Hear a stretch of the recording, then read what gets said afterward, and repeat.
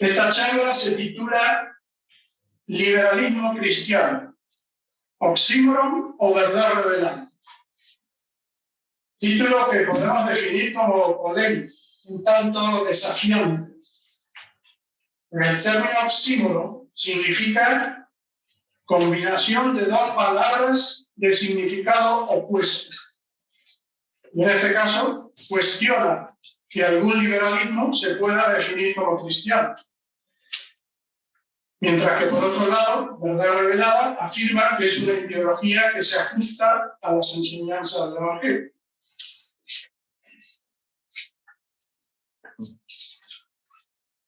De ahí que la conferencia se subtitula Una defensa de las ideas liberales como el mejor medio para llevar el bienestar de la sociedad. Y para eso contamos con el aporte de 3 ponentes, a los que desde ya agradecemos su colaboración, miembros distinguidos del Centro Diego de Covarrubias, institución que tiene como objetivos defender e impulsar las ideas del liberalismo cristiano. ¿Cómo está organizado este evento? Pues en 2 partes. Primeramente, durante media hora, 45 minutos, se expondrán los ponentes. Y luego habrá un turno de preguntas. Coloquio que puede durar otro tanto. Invito a que en ese turno haya una participación animada, tanto a los aquí presentes como a los asistentes virtuales que pueden pasar sus preguntas mediante el mismo Zoom. Ahora, para facilitar las intervenciones de los ponentes, los voy a presentar simultáneamente a los 3 y luego ellos van a ir exponiendo como mejor les sale. A la izquierda vuestra está Vicente Boceta Álvarez, doctor ingeniero agrónomo, Master of Arts in Economics en la North Carolina State University y técnico comercial y economista del Estado. Trabajó en el Instituto Nacional de Investigaciones Agrarias y posteriormente como consejero comercial de la Embajada de España en México. Fue secretario general del Círculo de Empresarios durante 13 años. Por último, trabajó en la Comunidad de Madrid durante 5 años en el Tribunal de Defensa de la Competencia. En el 2010 creó el Centro Diego de Covarrubias, del que es presidente, para defender los principios del liberalismo cristiano. En el otro extremo lo tenemos aquí a José Manuel Soria, ingeniero industrial, profesionalmente dedicado a los mercados financieros como director ejecutivo de un banco internacional, socio de la Asociación para el Estudio de la Doctrina Social de la Iglesia, vicepresidente del Centro Diego de Covarrubias. Y por último, en el centro, León Gómez Rivas. León es doctor en Historia Moderna y en Economía por la Universidad Complutense. Trabaja como catedrático en la Universidad Europea de Madrid, impartiendo las asignaturas de Historia y Pensamiento Económico. Sus temas de investigación tratan sobre el pensamiento político y económico de la Segunda Escolástica Española. Es socio del Centro Covarrubias. Pues, Vicente, si empieza usted.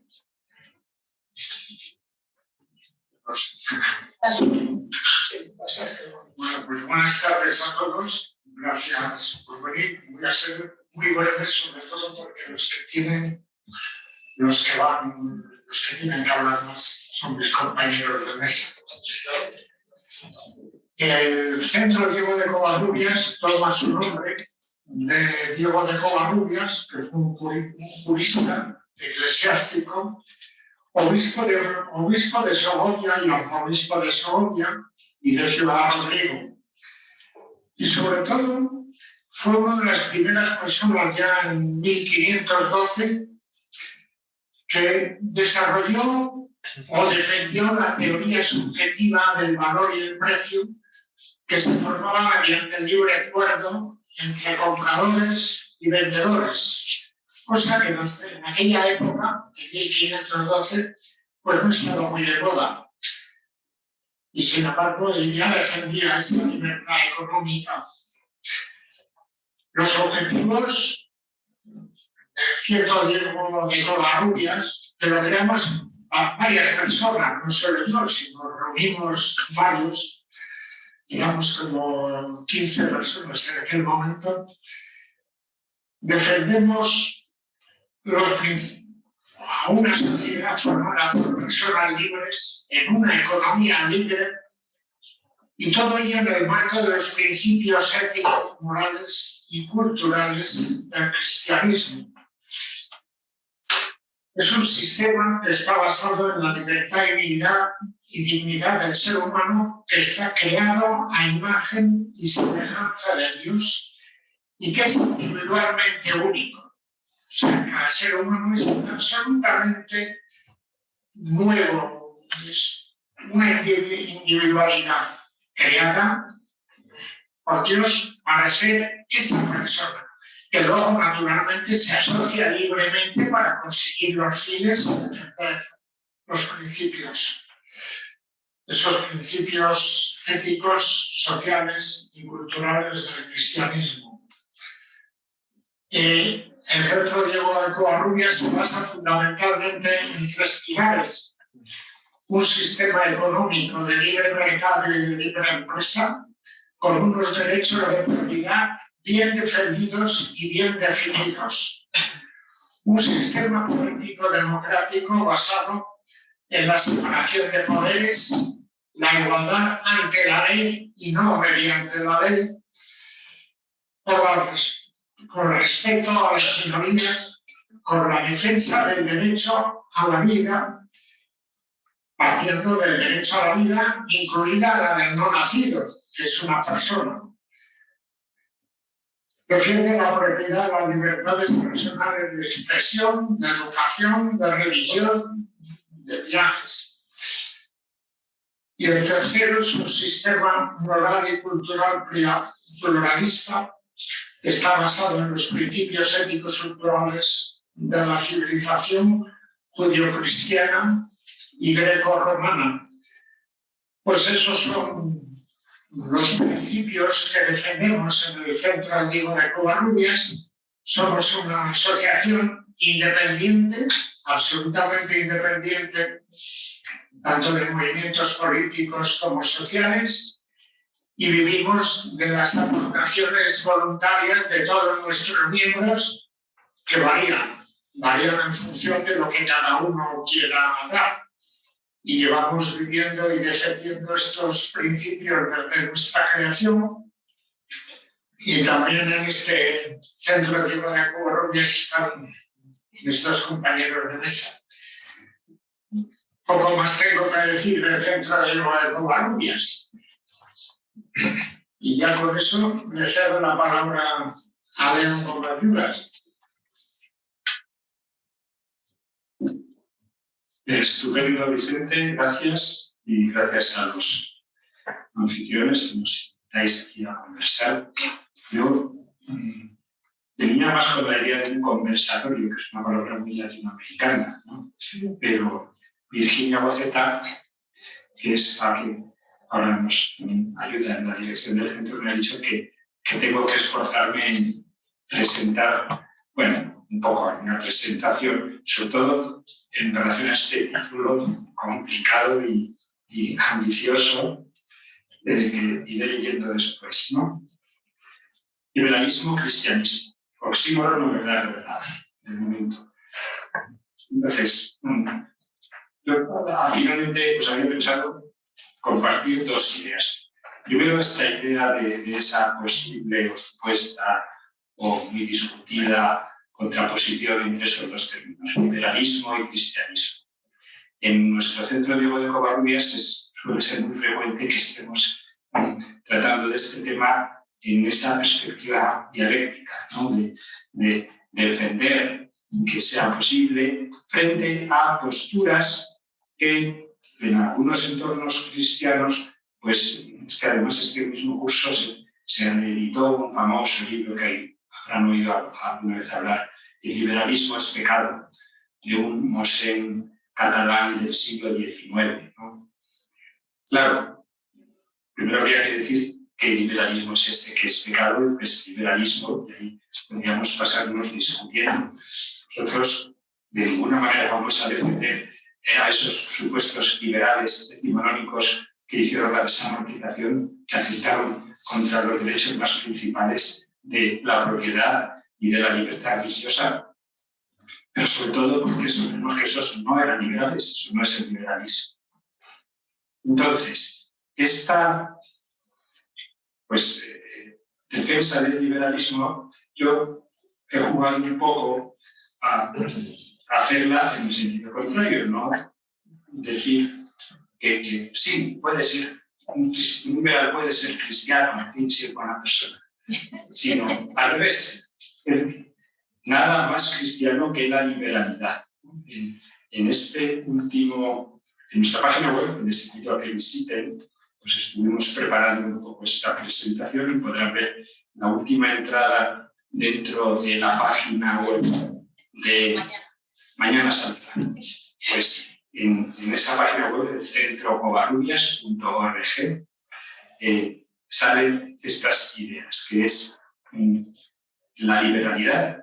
La ha estudiado Tomás de Aquino en la Suma Teológica hasta en la cuestión 117 de la segunda parte, la segunda, es un tratado sobre la justicia y habla sobre la liberalidad con 7 puntos que no los voy a explicar aquí. Si la liberalidad es virtud, ¿cuál es su materia? ¿Cuál es su acto?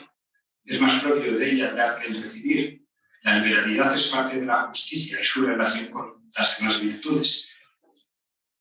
La conclusión es que sí, es una virtud.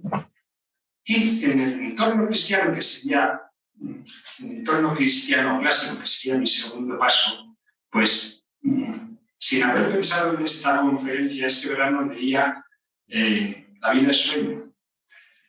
Y me hizo gracia unos párrafos de un diálogo entre los protagonistas en los que habla de ser liberal, lo común y lo frecuente que era en esa España del siglo de oro hablar de la liberalidad y de ser liberal como una palabra, como un arquetipo ejemplar. Y entonces aquí hay una discusión y juegan y dicen si debe ser primero liberal que agradecido. Y una conclusión, con el remedio elegido soy con el reino leal, contigo liberal y con Astolfo agradecido. Esto es el padre de Rosaura, ¿no? Los que sepáis y conozcáis toda esta cuestión de Segismundo. O sea que la liberalidad es una virtud cristiana, como decía al principio, y vamos a defenderla. Y la última defensa en este sentido es las artes liberales. Toda la enseñanza universitaria, aquí veo algún compañero de la universidad, pues durante siglos se estudiaban esas artes liberales como paso previo hacia los estudios ya de grado y de licenciatura, porque se consideraban las artes liberales como la educación del hombre libre. Entonces, el trivium eran las clases de gramática, dialéctica y retórica, eran esa formación en la liberalidad. Esto era pues, esa primera defensa en positivo. Y la segunda parte de la vez que estamos hablando muy ligeramente. Pues mi conversación era en relación a la segunda parte del título de nuestra convocatoria. Una defensa de las ideas liberales como el mejor medio para elevar el bienestar de la sociedad. Es decir, que lo que también defendemos nosotros, y no es que sea un argumento teórico, sino es una constatación empírica. Los pueblos que más y mejor se han desarrollado económicamente son aquellos que han mantenido esos principios que podríamos llamar de un liberalismo económico. Nosotros en el Benavides Centro del Covarrubias, que tiene el nombre de un miembro de la Escuela de Salamanca, de un autor de esa segunda escolástica, que son los que llevaron a la universidad una cosa tan consistente y tan importante que la Iglesia creo que debe de agradecerlo siempre, que es llevar a la universidad, a la enseñanza de la teología, la suma de Santo Tomás. Ese salto que hace Tomás de Aquino en el siglo XIII, pero que después es condenado.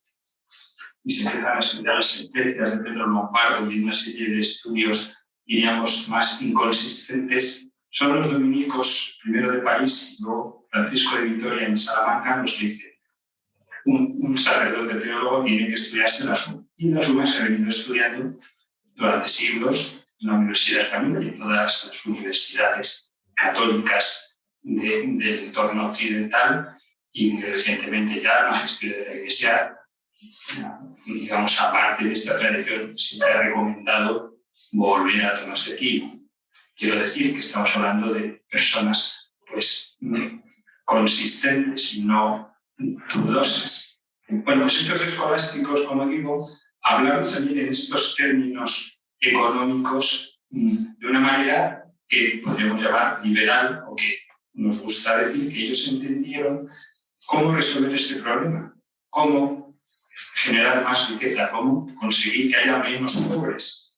Pues precisamente uno de ellos, que se llama Juan de Mariana, que nosotros le defendemos mucho porque fue un jesuita muy divertido, muy listo, muy sagaz, que escribió un tratado sobre la moneda de Bellón, que también les sonará, sobre la manipulación de la moneda, que explica a comienzos del siglo XVII cómo la inflación es un impuesto injusto y una práctica política completamente rechazable, que en su momento le llevó a la cárcel porque los reyes estaban manipulando las monedas, Felipe III y el duque de Lerma, pero esto podría ser válido hoy en día con tantas políticas monetarias que generan inflación.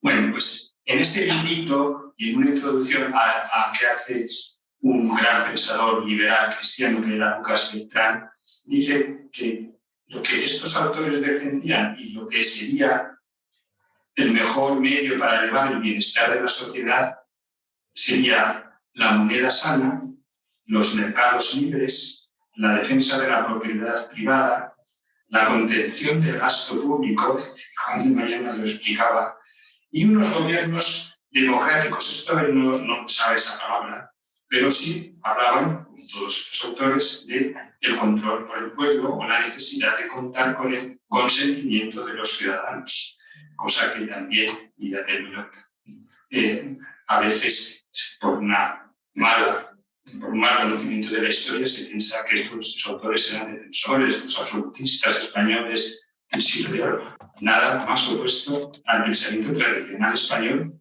y anterior a ellos de la Edad Media. Siempre se defendía la necesidad de que el rey contase con la opinión de las Cortes y con la aprobación de las Cortes, y muy particularmente en el tema de los impuestos. Bueno, pues esta sociedad, que ya tiene toda esa tradición de siglos, es la que nosotros defendemos como la mejor forma para conseguir esa prosperidad económica. Y termino y pasamos el micrófono. Nunca mejor dicho.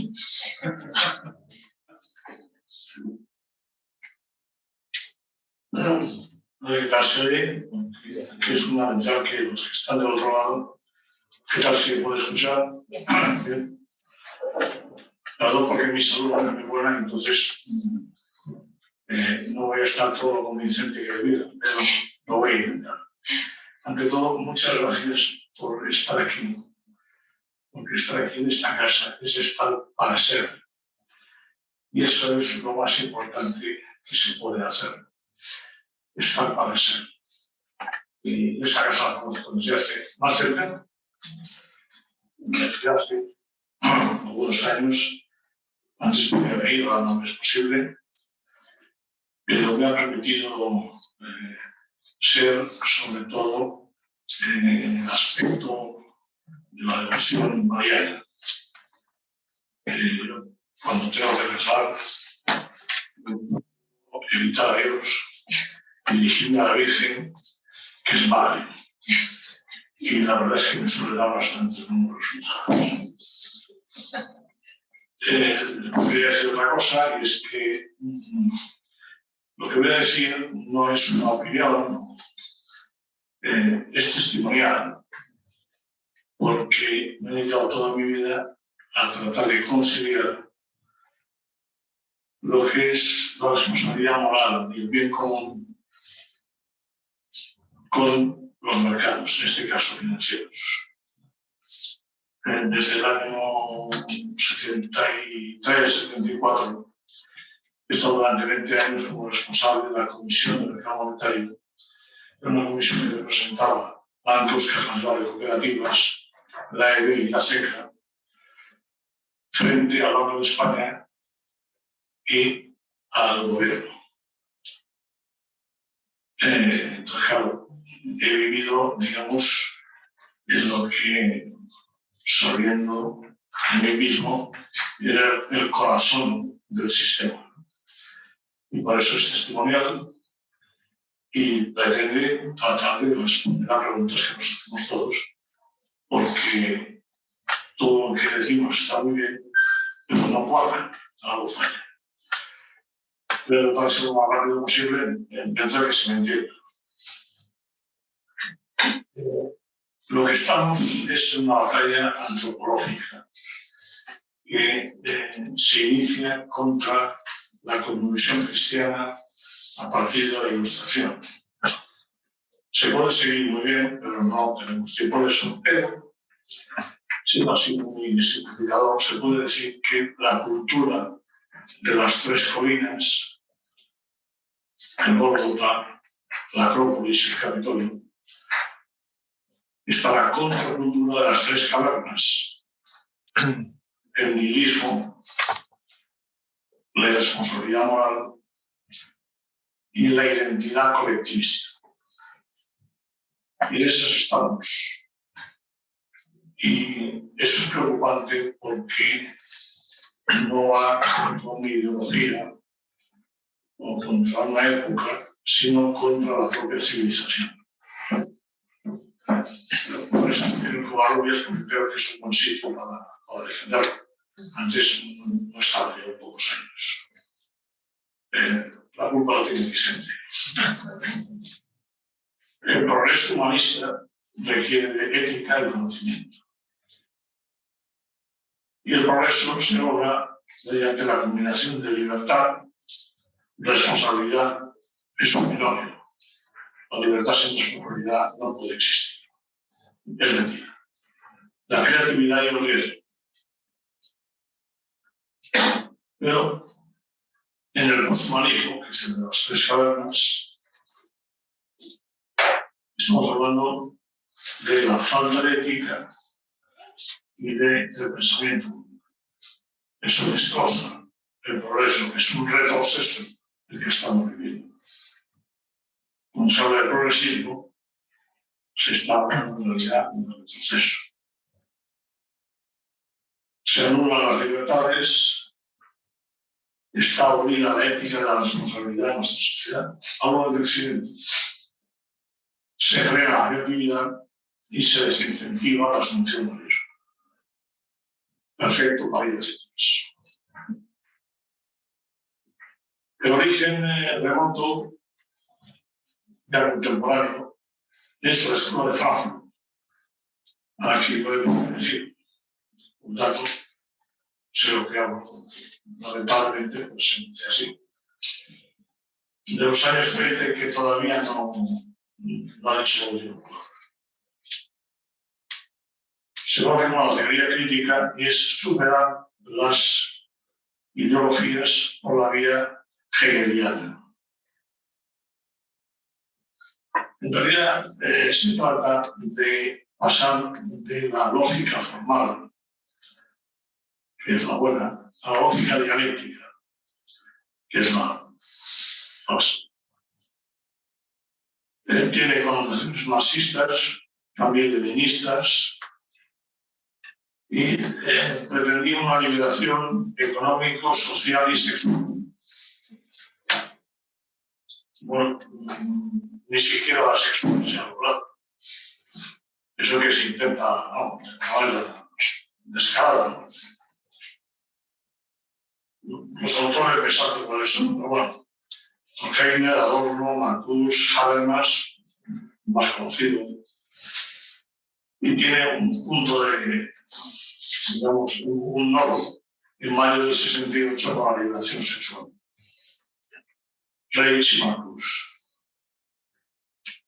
El nihilismo, en realidad, lo que pretende imponer es el subjetivismo y la voluntad por encima de la razón. Eso es criminal para las personas y para los pueblos.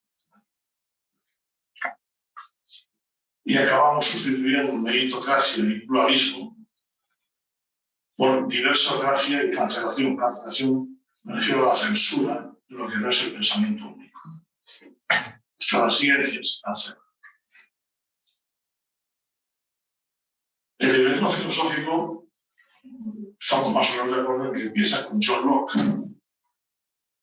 que por cierto habría que dedicarle en algunos espacios a parte de los filósofos, porque hay un problema con la concepción de idea que tiene Locke.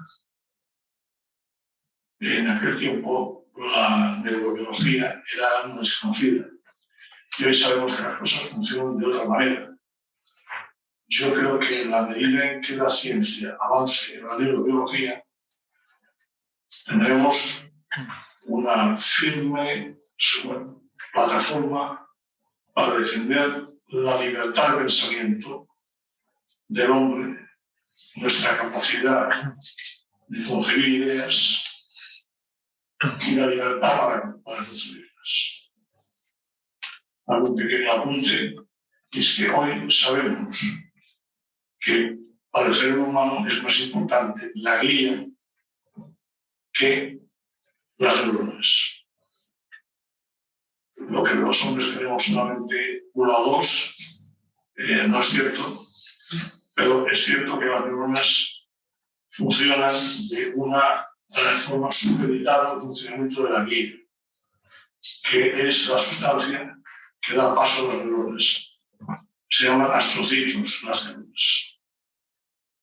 Y ahí se producen fenómenos cuánticos. Para que se produzca un fenómeno cuántico, basta que incida un fotón. El fotón es libertad. Suena un poco extraño, no podemos entrar ahí, pero es cierto. Por tanto, lo del libre albedrío no es un invento, es una realidad científica ya hoy. Eso no se dice porque es mucho mejor hablar del determinismo. Si la gente se va a dejar todo, tú en realidad no piensas, sino que te limitas a seguir una secuencia más o menos automática, ¿no?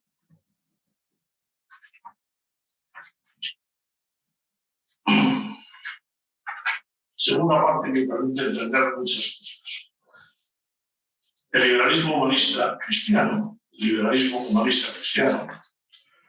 defiende libertades, responsabilidad moral y bien común, con espiritualidad y trascendencia. Ese es nuestro liberalismo humanista. Pero hay otro, que también se llama liberalismo, que es el opuesto, que es el humanista nihilista. Cuando nos hablan ahora de libertad, no se refiere a nuestra libertad, sino a esa pseudo-libertad que es materialista y transhumanista. Son dos mundos opuestos. La batalla está ahí. Y no hay que despreciar a los posthumanistas, sino dialogar con ellos, debatir y que puedan entender que podemos llegar a conclusiones comunes, defendiendo la dignidad ontológica del ser humano, y es lo que niega. Es una forma, digamos, de sustituir a Dios por el hombre Dios. Claro, por mucho que seamos a imagen y semejanza de Dios, cosa que no dudo, pero vamos, eso no nos da pie a ser como Dios, sino yo creo que a conocerle y amarle, que ya me parece maravilloso. No digo no canto los dientes con eso, quiero más. El buen cristiano defiende la dignidad ontológica del ser humano, identidad individual, libertades y derechos individuales y sociales, ley natural, la defensa de la vida desde el principio, desde el comienzo. El aborto es una regulación que nos avergonzará como especie dentro de, no espero, no muchos años. Y el poshumanismo legalista pues, defiende el ser humano como un animal cultural, identidades colectivas, restricción de libertades y derechos y la ley positiva. Bueno, es otra opción, es la opción que defiende, pues, por ejemplo, George Soros, ¿no? Haciendo una simplificación un poco burda, pero para que me pueda reír un poco, es cuando dices que eres liberal y te preguntan, bueno, ¿de cintura para arriba o de cintura para abajo? No, es cintura para arriba. Y no sabes lo que te pierdes, bueno, posiblemente, ¿no? Pero la libertad que nos venden es de cintura para abajo. Es realmente libertad sexual, libertad de acción, pero no libertad de pensamiento, libertad de elección. No nos niegan las libertades principales a base de meternos en. Yo me encontré un día en un encuentro liberal de cintura para arriba con la representante de Soros en España. Y al principio me parecía que estábamos pensando lo mismo, hasta que al profundizar nos dimos cuenta de que en realidad estamos en una situación antagónica para defender el progreso de la humanidad. Como yo tenía una visión y otra, una mujer, quedamos hermanos, pero vino la pandemia y ya no pudo ser, ¿no? Algún día creo que es interesante ese debate, ¿no? Y ahora vamos a la parte económica.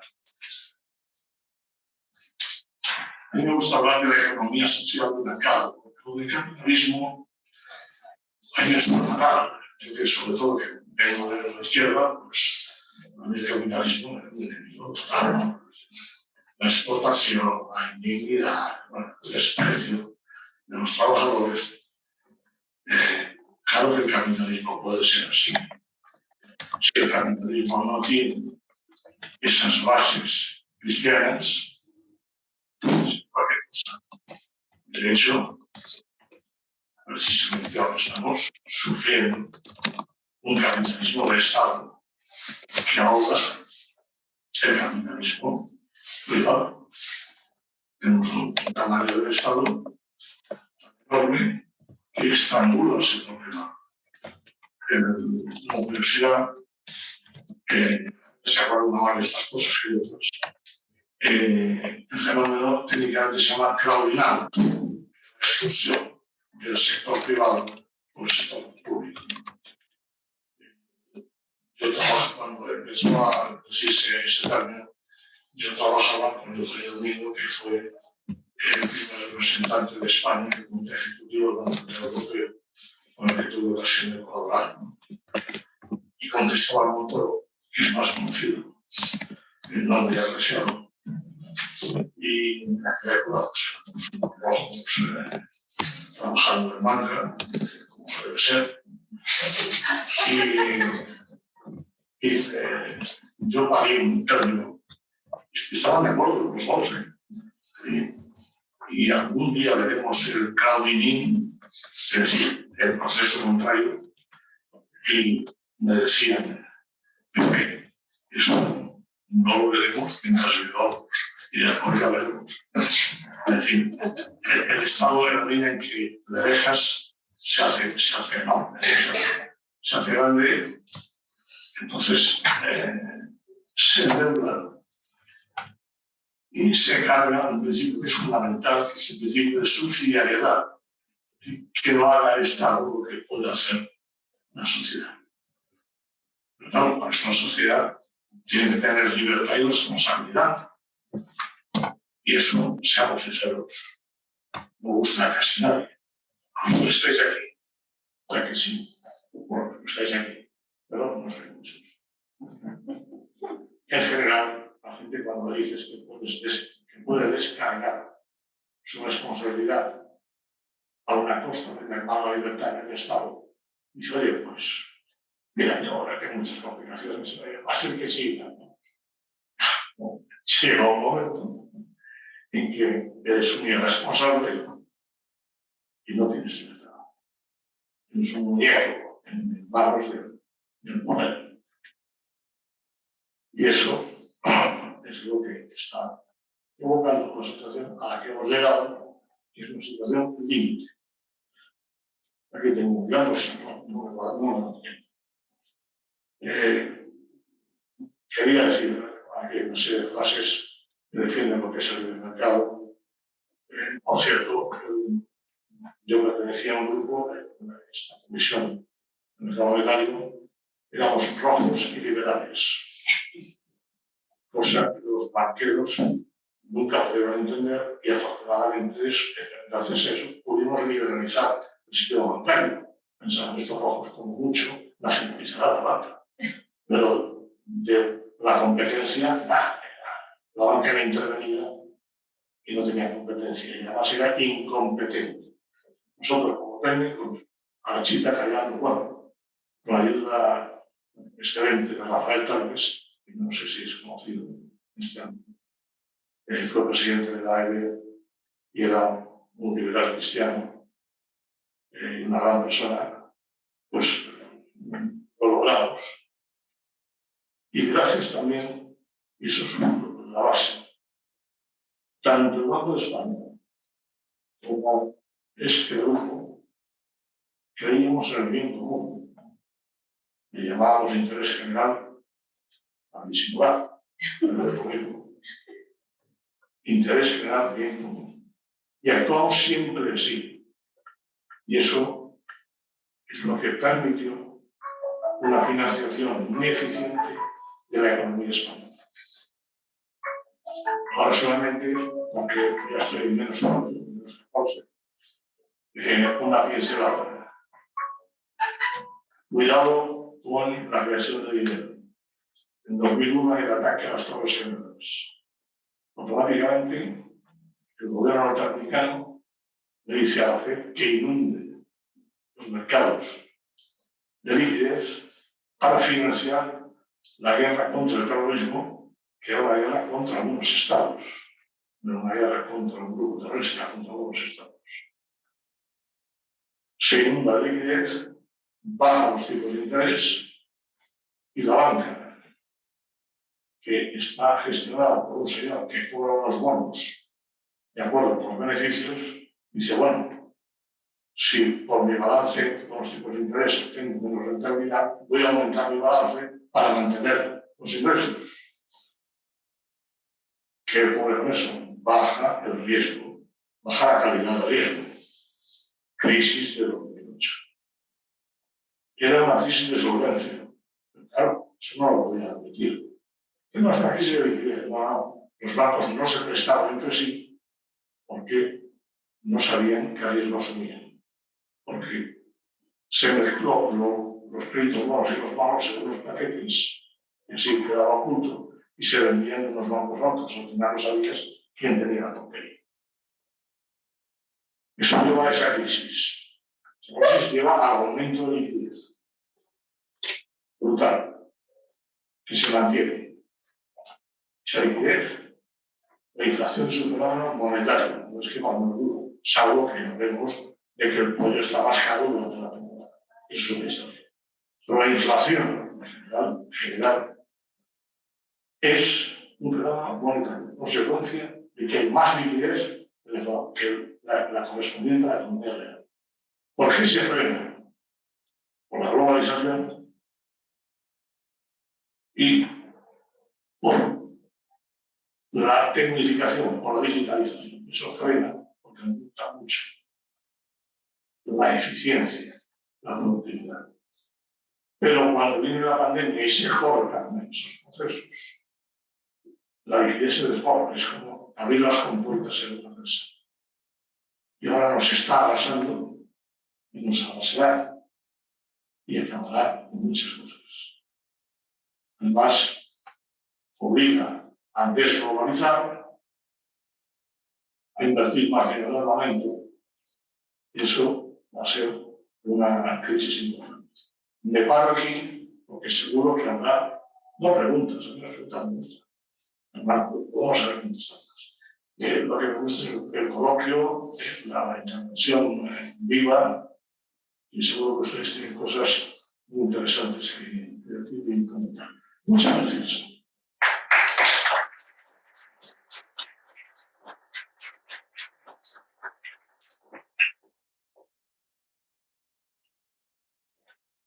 Bueno, muchas gracias.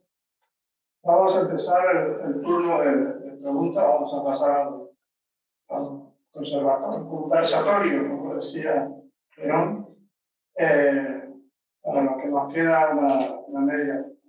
Entonces, un par de reglas. El que quiera preguntar, que los animo a que pregunten, pues que levanten la mano y le acercarán un micrófono, sobre todo para que, por el tema este del Zoom, capte la pregunta y se enteren de lo que están preguntando, aunque aquí sí se escuche bien. Y los que están por Zoom pueden enviar sus preguntas a través del chat del Zoom.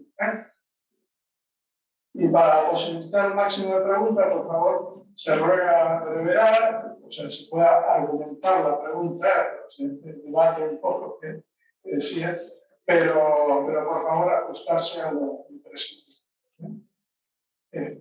Así que, bueno, queda abierto a ver quién se anima. Pues aquí, Diego. Muchas gracias a los ponentes.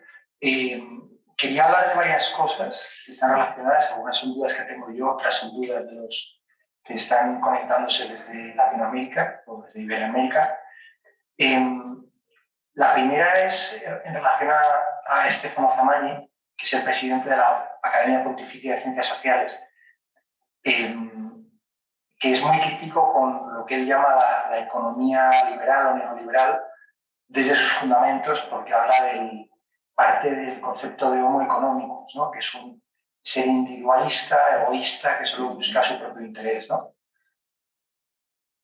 Quería saber qué opinabais de eso. Y también aquí hay un texto de la Santa Sede que se llama Economiche Pecuniarie Questiones, que habla aquí del crecimiento de los mercados que afectan cada vez más la vida de las personas y que no tiene un fundamento ético claro, ¿no? Que habla de la necesidad de que los mercados no solo produzcan bienestar económico, sino una calidad humana de las relaciones. Quería saber qué teníais, qué pensabais sobre estos temas. Bien, de la cuestión más técnica, enseguida va a hablar Pepe, y esta a veces demonización del mundo financiero. Lo que pasa es, como decía al principio, es que nosotros no defendemos el sistema económico, pues eso es una concepción liberal, según dirán ellos, que es un economicismo, que es el que está más definido en todo el ámbito de la teoría económica, pero esa concepción es una concepción efectivamente con unas patitas muy cortas, es una concepción nada trascendente. En ese sentido, podríamos decir que la opción que en un entorno de pensamiento liberal cristiano puede resultar más consistente es la economía austera, que justamente el punto principal que critican es esta concepción del homo economicus. Entonces, aunque no sean estos austriacos que a veces Hayek o Mises no son pensadores cristianos, son respetuosos y además Hayek tiene una historia muy interesante de cómo conoció a Juan Pablo II, a San Juan Pablo II, y parte de la doctrina de alguna de las famosas encíclicas económicas de este Papa, parece ser que también fueron en su conversación con esa otra perspectiva de acceso a la economía, que no es la que critican con toda razón estos autores cristianos que han alegrado el libro, ¿no? Se trata también, antes hablabas, Pepe, me gusta explorar, ¿no? de entendernos. Claro, es que hay muchos puntos en los que simplemente con un diálogo sobre lo que cada uno está defendiendo dirías, pues si realmente estamos diciendo lo mismo, ¿no? O sea que no al homo economicus, efectivamente. Ante todo querría defender la doctrina de la Iglesia porque es fundamental en nuestra civilización. Es algo de lo que carecen musulmanes y judíos y se ha notado muchísimo históricamente. Eso no quiere decir que no haya cometido errores, ver fruto de situaciones de cada época. Ahora mismo tiene un punto muy importante y es que una sociedad tan compleja como la nuestra requiere de estudios multidisciplinares de los que el Vaticano carece.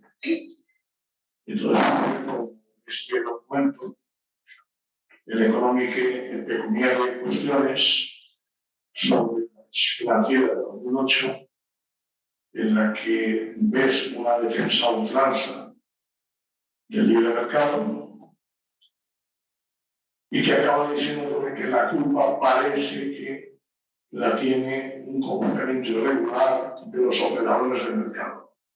Por Dios bendito, el mercado no tiene nada que ver con la crisis, nada que ver. Ya hemos visto de qué va la crisis, cuál fue el problema. Y eso, los operadores, gente más controlada que los operadores del mercado, no la hay. Se graban continuamente en formato digital todas sus operaciones. Y por ley, que alguna conversación que en este libro no esté grabada.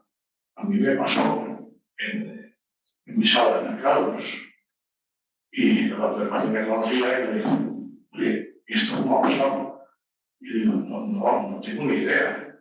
En teoría, lo analógico puede fallar, pero lo digital, que no grabe, es un misterio. Yo no tengo ni idea, y nosotros tampoco.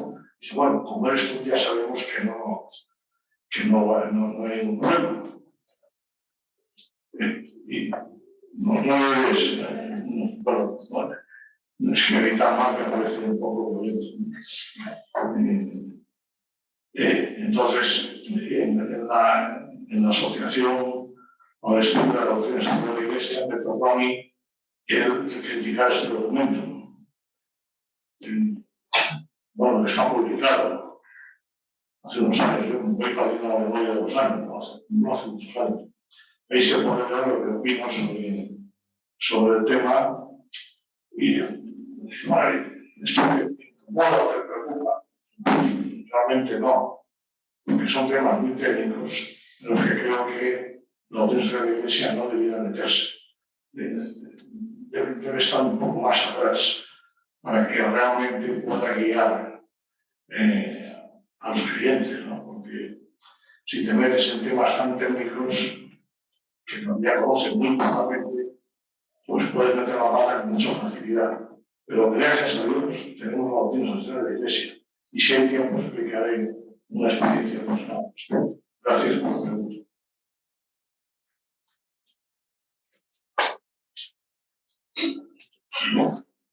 Vale, antes de nada, muchas gracias por vuestra ponencia y explicaciones al respecto de este tema que es tan interesante como el liberalismo. Yo la verdad que no soy tan entendido en el liberalismo económico, me ha interesado más el liberalismo político. Alguna vez he tenido oportunidad de conversar con el profesor León al respecto.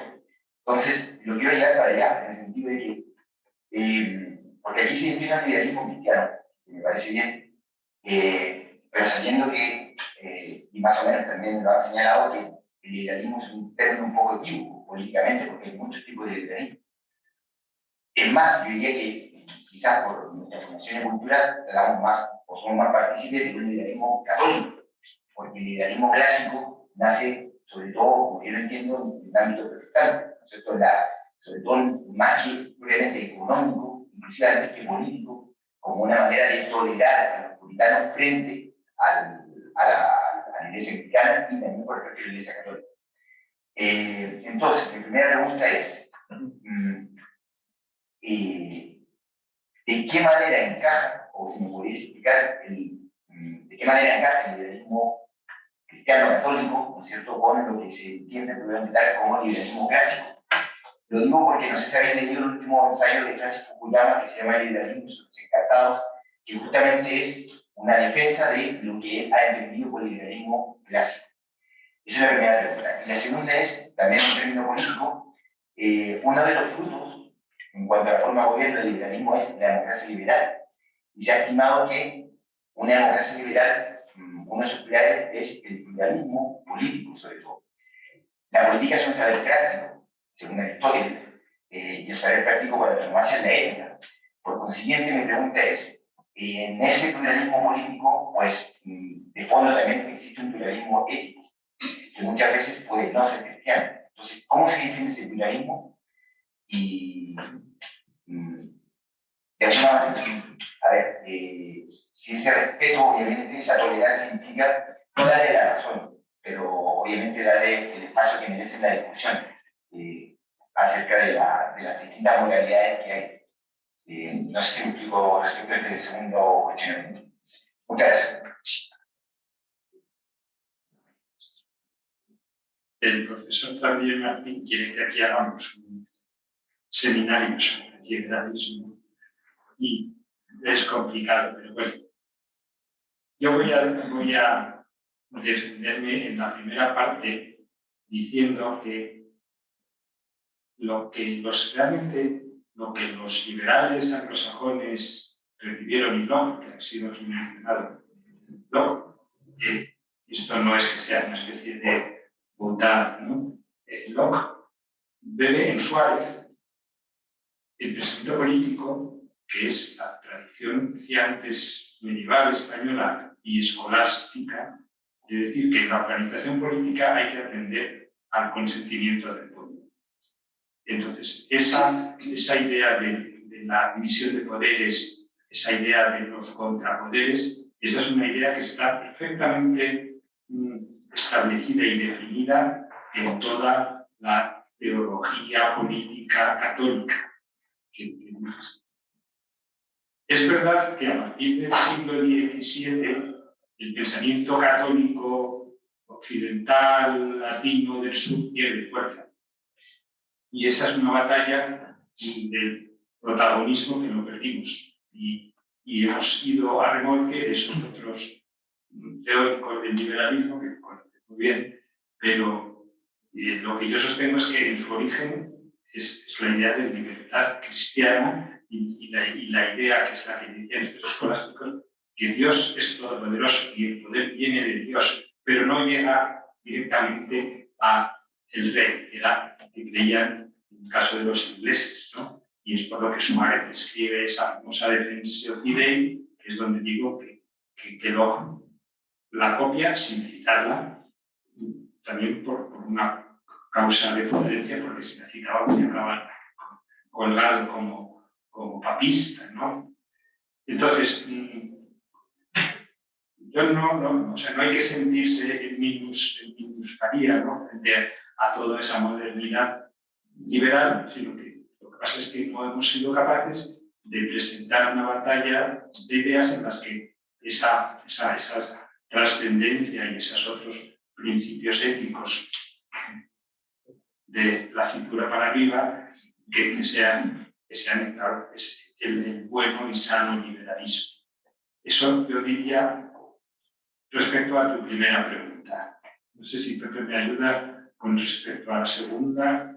No, bueno, lo que quería decir es que Fukuyama seguramente se lo trabó a convocar, porque realmente los disparates que viene a decir y la fama que tiene demuestra hasta qué punto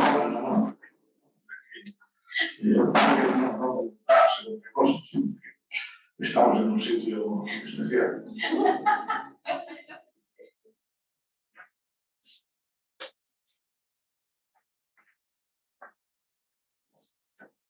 Muchas gracias a los ponentes por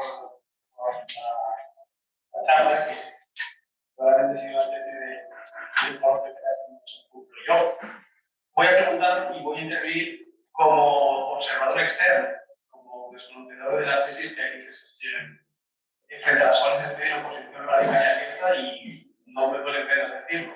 Y aquí yo creo que se debe hacer un debate de confrontación para el cual no hay tiempo y que probablemente sería la educación por mi parte, porque pretendería acaparar todo el uso de la palabra. Yo he detectado un cierto economismo a las intervenciones de los ponentes, que creo que el anterior espectador, el anterior oyente, también ha resaltado, y creo que ha habido un cierto olvido de lo que es el orden político, que es la sustancia auténtica del liberalismo. Se ha dicho y se ha dado valor y se le ha puesto en relación al nacimiento del liberalismo político cuando en verdad no tiene mucho que ver con otra cosa que también se ha mencionado, que es la revolución antropológica en la que estamos. Y es que no dice en el segundo tratado sobre el gobierno civil que el hombre tiene propiedad sobre su persona. Esa es una idea gnóstica que está en el origen, en la génesis de toda la revolución antropológica, cuyas consecuencias estamos viviendo.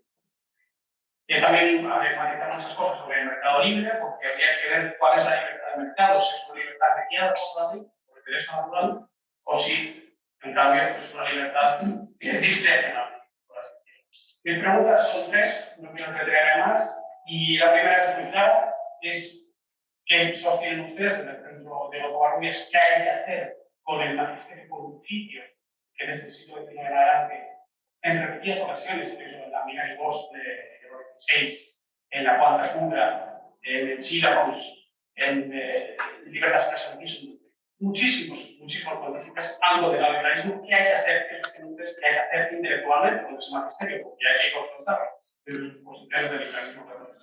En segundo lugar, mi pregunta es si ustedes se adhieren a las tesis del liberalismo católico sostenidas, por ejemplo, en el siglo XIX también por el Instituto de la Mené, o más recientemente, quizá ya en una vertiente más democristiana, por Jacques Cotitan. Y mi tercera pregunta, y esta es también un reproche que está me da hombre, es ¿qué relación sostienen ustedes que debe existir entre la religión y la ciudad, entre la religión y la política? Si están ustedes en la línea del liberalismo clásico, del independentismo religioso, de que la ciudad debe ser neutral religiosamente, o si están ustedes en la tesis del padre Sandrés Samaí, que decía en el libro frente al cual se psicológico que Dios tenía jurisdicción sobre los individuos y sobre las sociedades, sobre los hombres y sobre las ciudades. Estas serían mis preguntas, siempre una extensión y muchas gracias.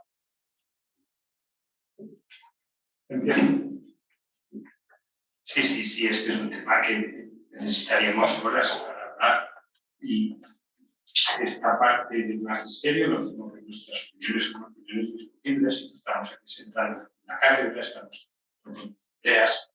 Voy a defender una cuestión. Estamos hablando de economía porque ese era el tema principal de esta conversación. Entonces, porque lo que pone aquí en este subtítulo, una defensa de las ideas liberales como el mejor medio para lograr el bienestar de la sociedad. Nosotros lo hemos enfocado por ahí porque es lo que nosotros nos manejamos en joven. Y eso desde el punto de vista que venimos repitiendo, se ha demostrado empíricamente que los mercados libres, las monedas sanas, es lo que quita la pobreza, es lo que nos preocupa a los cristianos. El cristianismo no es una religión para salvar pobres, no es una ONG, sino es un objetivo mucho más grande. Entonces yo, desde luego, la parte política, además reconozco que no la conozco tanto, entonces no puedo hablar de aquello que no sé, no me he desempeñado tanto. Y el problema del magisterio, de la Iglesia, de la que yo soy un hijo y procuro ser respetuoso con ella, creo que también en un entorno de progreso, de libertad. Una cosa son las definiciones dogmáticas, otras cosas son las opiniones o recomendaciones, que en algunas cuestiones técnicas, pues efectivamente un documento de la Academia Pontificia de no sé qué sobre las finanzas, pues se puede decir, es muy inconsistente. Y si tú dices eso, no dejas de creer en la Trinidad, ¿no? Estás diciendo que, bueno, pues ahí ha habido una interpretación que puede ser válida en determinados momentos y además también estas cosas van en progreso. Yo, como te digo, desde esa perspectiva respetuosa con el magisterio de la Iglesia, pues tengo que decir que me alegro que desde las condenas del modernismo a finales del siglo XIX hasta el Concilio Vaticano II, pues ha habido un cambio, y es un cambio que a mí no me escandaliza.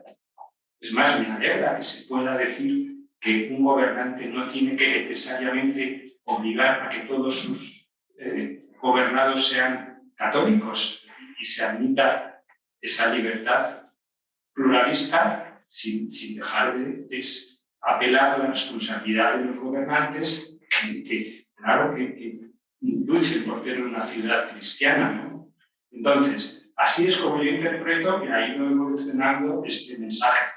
Y no conozco tanto la cuestión política, pero yo creo que en la cuestión económica, pues también la Iglesia ha ido avanzando y reconociendo, pues, cómo esos mercados abiertos, es famoso la frase de Juan Pablo II, San Juan Pablo II, porque si el capitalismo entendemos esto o lo otro, claro, porque él sabía lo que eran los mercados centralizados por un gobierno comunista y a la pobreza que llevaban y a la injusticia y a la desigualdad. Entonces, que se defiendan los mercados libres, como dices tú. Y bueno, pues la palabra capitalismo es lo mismo que liberalismo, son palabras muy manoseadas. Entonces, tendríamos que decir, bueno, ¿usted qué entiende? Pues ahí sería el marketing. No sé si un poco, más que responder, busco encontrar entornos de entendimiento.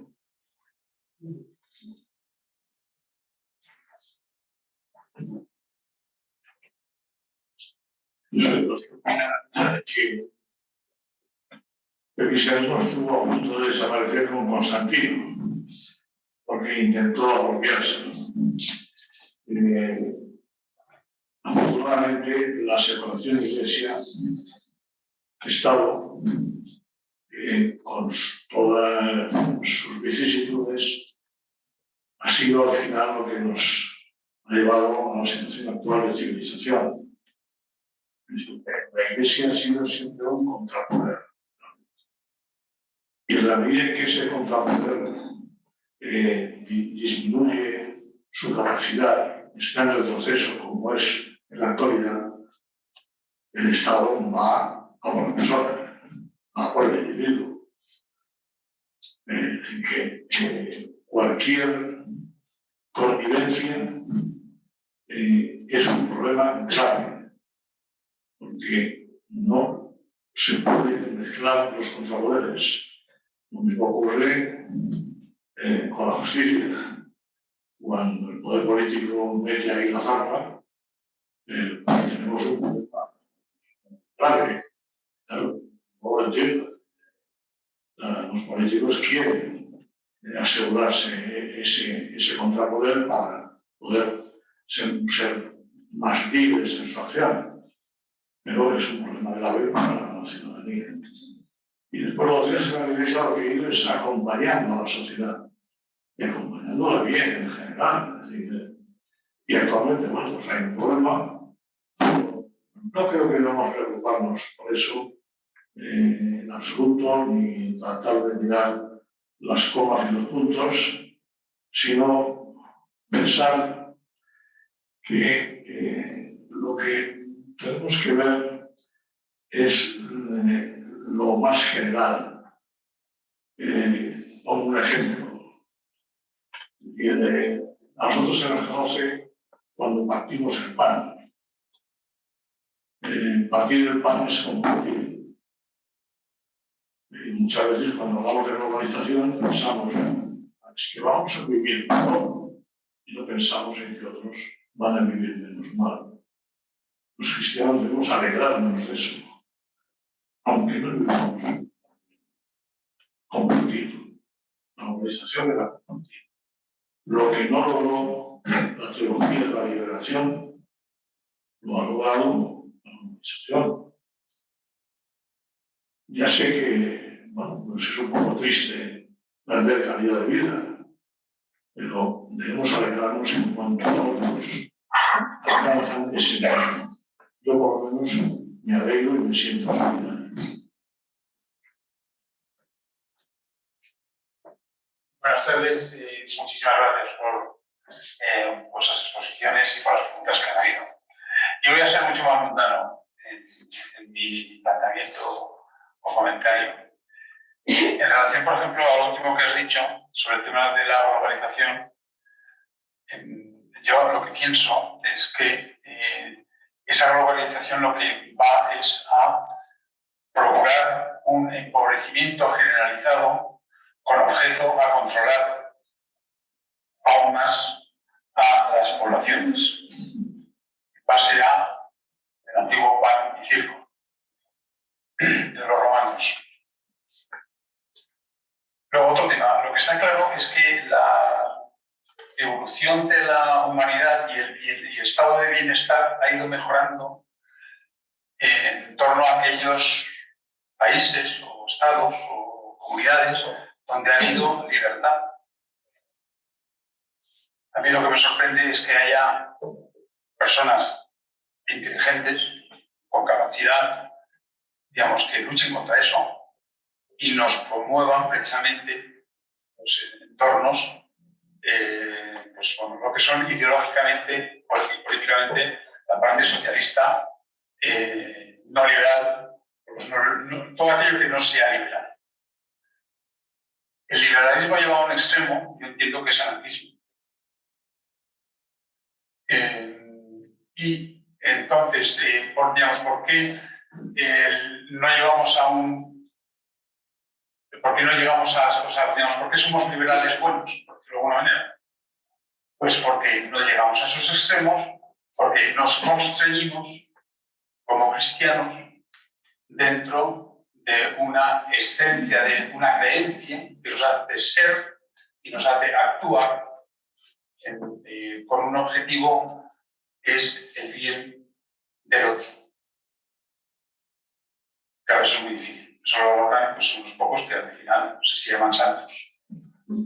Pero vamos trabajando para eso. Entonces, bueno, pues yo que soy, pues no soy liberal, yo soy cristiano, intento ser cristiano y bueno, y casualmente el cristianismo genera un estado de libertad, o yo debo generar un estado de libertad a mi entorno que hace que precisamente eso florezca. Entonces, si hay personas como Jesucristo que compartían en un entorno que no era afín a él, aun siendo él judío, todos los demás eran judíos, sin embargo, no participaban el estatus del poder, los fariseos y otras poblaciones no participaban, digamos, de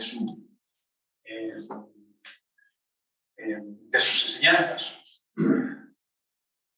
No hay una pregunta en concreto, pero es simplemente exponer que, uno, me parece muy difícil pensar qué es lo que lleva a aquellas personas que tienen capacidad y poder para empobrecer a la sociedad como lo están haciendo. ¿Cuál es el objetivo final? El tema de la globalización no estoy de acuerdo contigo que lo que va a hacer es empobrecer a todos y al final todos pobres. O sea, igualan por abajo, pero no van a igualar por el medio, no van a igualar por arriba. Bueno, solamente igualan por arriba ellos mismos, ¿no? Lo que es el poder. O sea, esa pequeña capa de poder, pero luego está, pues eso, toda la gran masa. Que cuando hablabais antes de que el pueblo, los liberales, en el siglo XVI, siglo XVII, el contrapoder y el pueblo, pues el pueblo eran cuatro, que son los burgueses, el comercio. Pero el pueblo, la gran mayoría, eran bueno, personas de labranza que trabajaban en el campo y que estaban al servicio del Señor. O sea, el pueblo. Entonces, el pueblo, ¿quién es el pueblo? Pues aquel que económicamente puede empezar a ser independiente.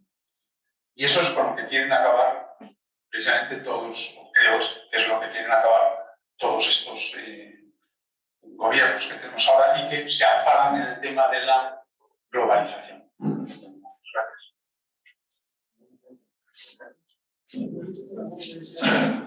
Bueno, no puedo estar más en desacuerdo, pero está porque hay cifras. Desde que la globalización funciona, cada vez hay menos pobres. Es decir, gente vinculada a la pobreza ha pasado de un porcentaje muy alto a un porcentaje mínimo. Pero vamos a ver, aquí hay algo que es bueno que se tome nota, y es que la evolución, tanto la del universo como la de la Tierra, como la de los seres vivos, como la de las sociedades, se rige por unas reglas bastante rígidas que permiten que haya oportunidades en el futuro. Es decir, nosotros morimos, pero nuestros hijos tienen la oportunidad de vivir. Esa generosidad, que cuando se tienen hijos pues no hay, es la base de esa evolución positiva. Pero para que eso funcione correctamente, hay unas leyes generales y yo os recomiendo que busquéis a Bertalanffy. Bertalanffy estableció una teoría general de sistemas dinámicos, era un biólogo, siglo pasado, en el que explica por qué los sistemas nacen y tienen cualidades organísticas, crecen, se desarrollan y después desaparecen. En eso estamos metidos todos. Y bueno, sigue unos procesos bastante complicados, pero que en el fondo buscan la oportunidad de futuro. Es decir, la evolución está abierta gracias a que de vez en cuando hay una caída de determinado sistema. No es que haya grandes configuraciones, eso es más teórico que real. Funcionamos así como sociedad y yo no, diría que no somos capaces de diferenciar lo que es la maldad de lo que es la dinámica de sus sistemas. Ludwig von Bertalanffy, teoría general de sistemas dinámicos. Eso nos enseña mucho a cómo funcionan las cosas. La evolución sigue un grafo que es de semi-retícula superior, no de árbol. Estamos acostumbrados a ver la evolución como un árbol. Eso no existe. Eso pasó en la historia. Y es la forma en que Dios da oportunidad para evolucionar, para que más seres le puedan amar. En el fondo es eso, es una cuestión de amor. Ya sé que estos son que ambientes pues no lo van a entender por esto que tiene que ver. Aquí se entiende lo que es el amor de Dios y el amor de Dios. Entonces, no existen jugando con nosotros, sino estamos todos metidos en eso y hay que diferenciar aquello que son, digamos, manipulaciones desde el poder, que también las hay, de lo que es una evolución natural que a veces se corta. El tema está en mantener la civilización humanista, aunque cambien las cosas y van a cambiar. Por eso no está tan nervioso, porque vamos a pasar de la pirámide a la red, donde las personas van a ser más importantes como ellas mismas y no dependientes de más responsabilidad, más conocimiento, más valores. No es posible que las mujeres estén ganando protagonismo. La mujer tiene mucho que afrontar. Hay que ser optimistas, porque evidentemente esas crisis pasan por sufrimiento y problemas que los vamos a vivir a los próximos. Pero bendito sea.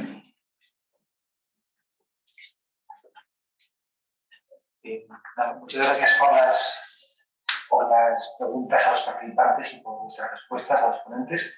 Aquí pregunta Alan de Brasil respecto al documento Evangelii Gaudium y dice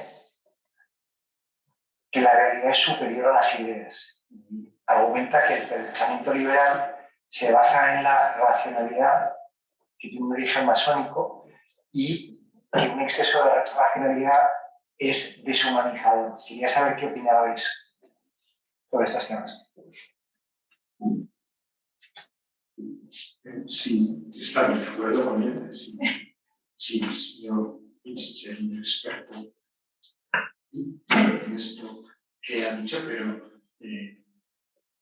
yo entiendo en la formación cristiana que la racionalidad es una parte nada más de mi dimensión como ser humano, y está sobre todo la afectividad y el amor. El amor es una palabra que no usamos mucho y que tendríamos que usarla más.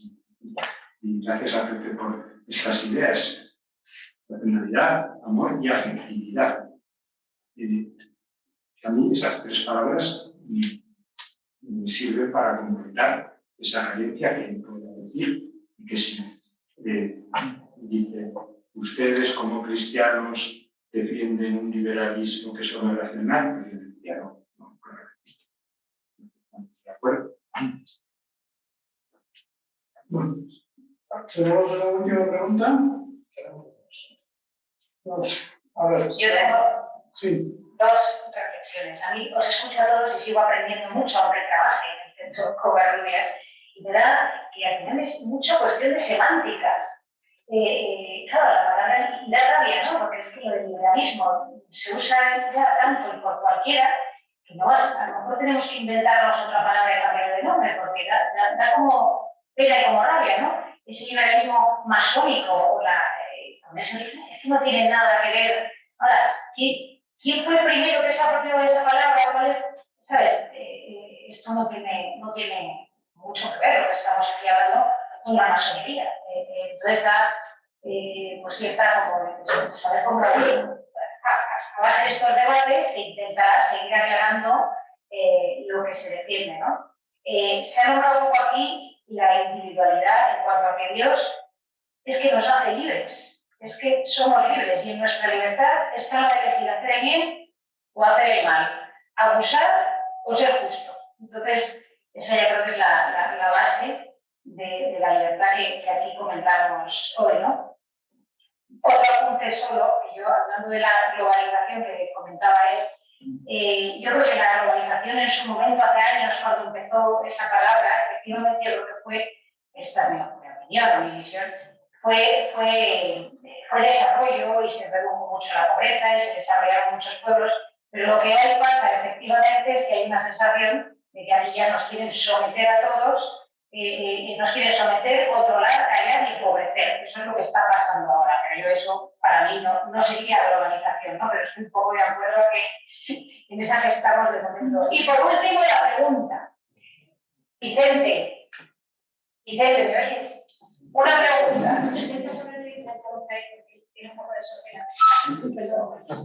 acerco. Y yo creo que también esa contestada. Si no es un problema de los aparatos. Bueno, ¿me oyes ahora? ¿Me oyes ahora? Sí. ¿Me oyes? Vale. La pregunta es, ¿qué sistema económico y político pensáis que es más proclive al abuso o a la corrupción? Oye, aquí. O a la corrupción. A la corrupción. O en todos existe, pero hay algún sistema, o sea, comunismo versus capitalismo o liberalismo. Hay alguno más propio, ¿no? Que te ponga en bandeja el abusar o el ser corrupto. Yo no lo sé, pero para mí la corrupción máxima es la falta de libertad. Por lo tanto, aquellos sistemas que no son liberales son corruptos por naturaleza, intrínsecamente corruptos.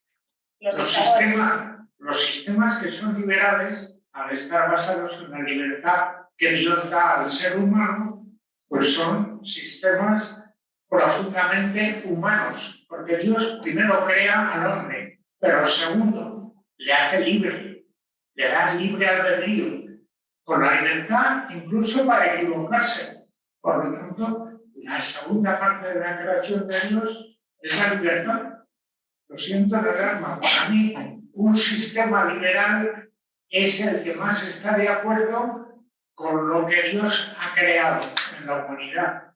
Y un sistema antiliberal es corrupto por naturaleza porque niega esa libertad o trata de controlarla. Y al tratar de controlarla, lo que hace es, de alguna forma, considerar al hombre, ser humano, como una máquina que yo le trato de dirigir. Por lo tanto, si la pregunta es la corrupción, pues para mí el sistema liberal es un sistema humano y el no liberal es corrupto por su propia naturaleza. No sé si te ha respondido. Sí, claro que sí.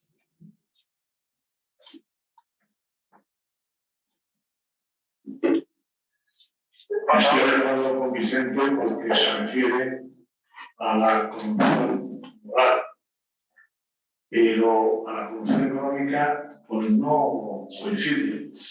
A mí me tocó hacer que me dijeron, no, eso que conste que lo haces a título personal en el aula política del Instituto de Estudios de la Democracia del CEU, diseñaron un algoritmo para comparar la corrupción económica en el franquismo y en la transición con la democracia.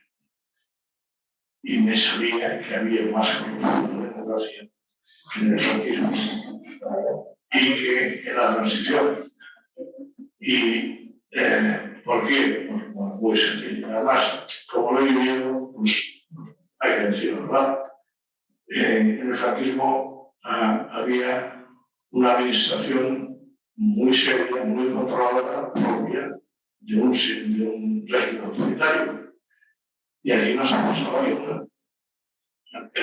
No se puede ser corrupto porque no se podía, porque no había un control. Y también en la transición, cuando llega la democracia, mis amigos de la izquierda me dicen, oye, toda esta rigidez administrativa impide que podamos desarrollar nuestros programas en favor de la sociedad. Somos anarquistas. Habría que, en fin, dejarlos un poco más suaves y tal. Y dice, hombre, no sé qué decirte, pero bueno, vamos a probar. Bien, el primer político que se corrompió dice, bueno, claro, yo voy a sacar algo de aquí, pero no es para mí, es para el partido, para las ideas.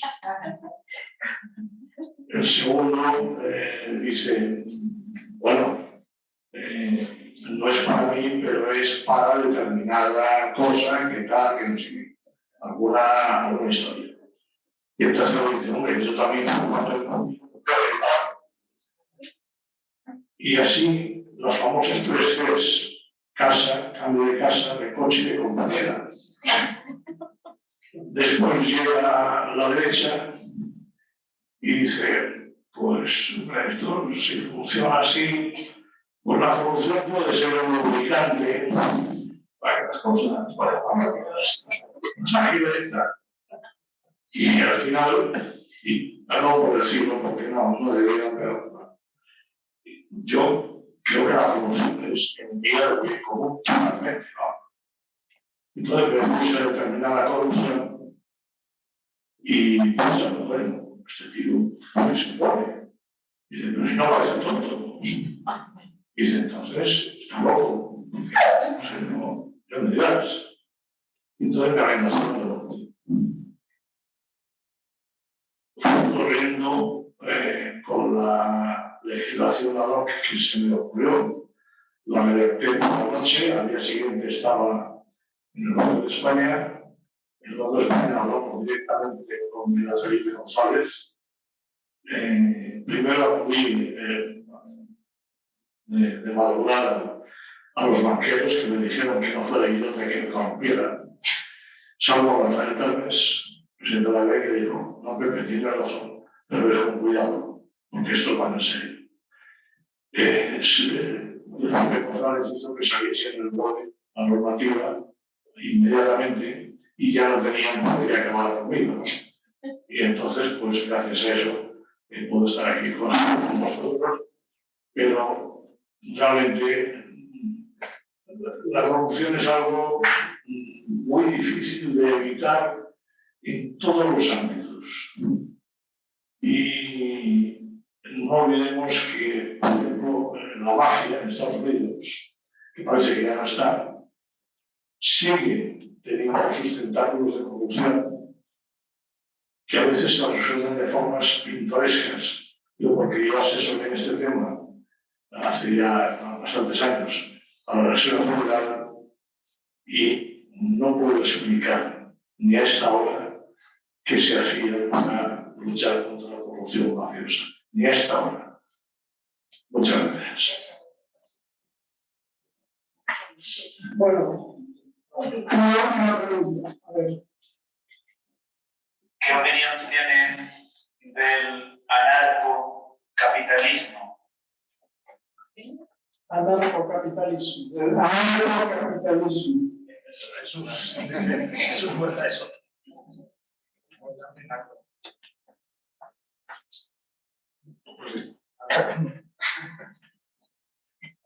Bueno, vamos a ver, en primer lugar, personalmente, yo nunca he entendido lo del anarcocapitalismo, porque si el capitalismo se define por algo, es por unas reglas bien definidas y unas leyes bien definidas que todo el mundo debe respetar. Por lo tanto, lo que anarcocapitalismo es un oxímoron, una contradicción en términos. Yo creo que el capitalismo liberal no tiene nada que ver con el anarcocapitalismo, que está sujeto a que cada uno prácticamente haga lo que quiera. Esa es mi opinión personal. Por lo tanto, anarcocapitalismo para mí es un oxímoron. El capitalismo es otra cosa para mí.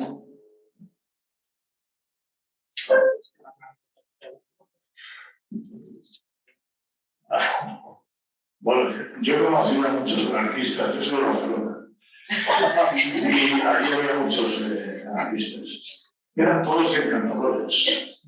Realmente querían ser liberales, pero no se habían dado cuenta. Era así de sencillo. Entonces, todas las diversificaciones del liberalismo, pues, bueno, son, de hecho, en Estados Unidos, cuando hablas de liberales, no tiene nada que ver, son los libertarios. O sea que al final nos sabemos todos un lío fenomenal. Vamos a ver, yo creo en la libertad. El liberalismo sí es una forma de hablar de libertad, pero a mí lo que me mueve la libertad, que creo que es lo que me da Dios, ¿no? Para poder actuar de una manera de otra. Y hablando de libertad y del bien y del mal, yo tengo más considerados a los que hacen el mal que los que hacen el bien. Que quede claro. Es decir, si hay que expulsarlo, pues van dados a la eternidad. Y si no lo hay, una oportunidad que han tenido de ser, no ser, no, es absolutamente lamentable. Ahí se puede ver, también muy claro. Bueno, vamos a cerrar por lo que es. Esperamos que haya sido del agrado de todos. Sirva esto como ayuda a nuestro camino personal de transformación moral y espiritual y sea el impulso para la creación de ese nuevo orden social que nos pide el Padre Ketty. Quiero agradecer nuevamente a los ponentes, la participación de los ponentes, y para finalizar vamos a entregarles un recuerdo de su paso por este santuario de Schoenstatt. Muchas gracias a todos.